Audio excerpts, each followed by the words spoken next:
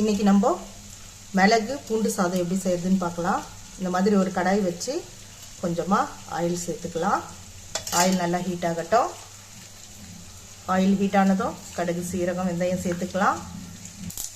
கடுகு வெடித்ததும் ஒரு ஸ்பூன் கடலைப்பருப்பு, உளுத்தம்பருப்பு ஒரு ஸ்பூன், ஒரு மிளகாய் வத்தல் கிள்ளி வச்சுருக்கேன், அதை இதில் சேர்த்துக்கலாம். பொன்னிறமாக வர வரைக்கும் வறுத்து எடுத்துக்கலாம்.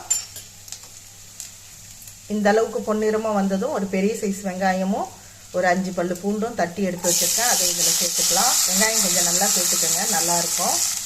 ஒரு கொத்து கருவேப்பிலை சேர்த்துக்கலாம். ஒரு சின்ன சைஸ் தக்காளி கட் பண்ணி எடுத்து வச்சுருக்கேன், அதை இதில் சேர்த்துக்கலாம். மஞ்சத்தூள் கொஞ்சம் சேர்த்துக்கலாம்.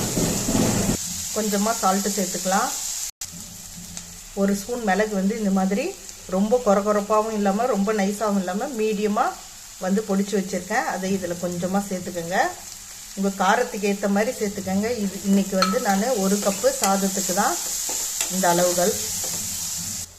இப்போது சாதம் சேர்த்துக்கலாம்.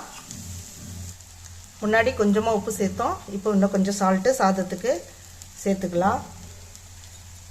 நம்ம அரைச்சி வச்சுருக்க இன்னும் கொஞ்சம் பொடி சேர்த்துக்கலாம். சேர்த்துட்டு நல்லா கலந்து விட்டு இறக்கலாம். கொஞ்சமாக கொத்தமல்லி தழையை தூவி விட்டுட்டு இன்னொரு முறை நல்லா கலந்து விட்டுக்கலாம்.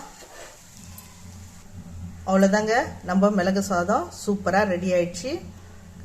நீங்களும் ஒரு முறை உங்கள் வீட்டில் ட்ரை பண்ணி பாருங்கள். உங்கள் குழந்தைங்களுக்கு உங்கள் லஞ்சுக்கு இதை செஞ்சு கொடுங்க, ரொம்ப டேஸ்ட்டாக இருக்கும்.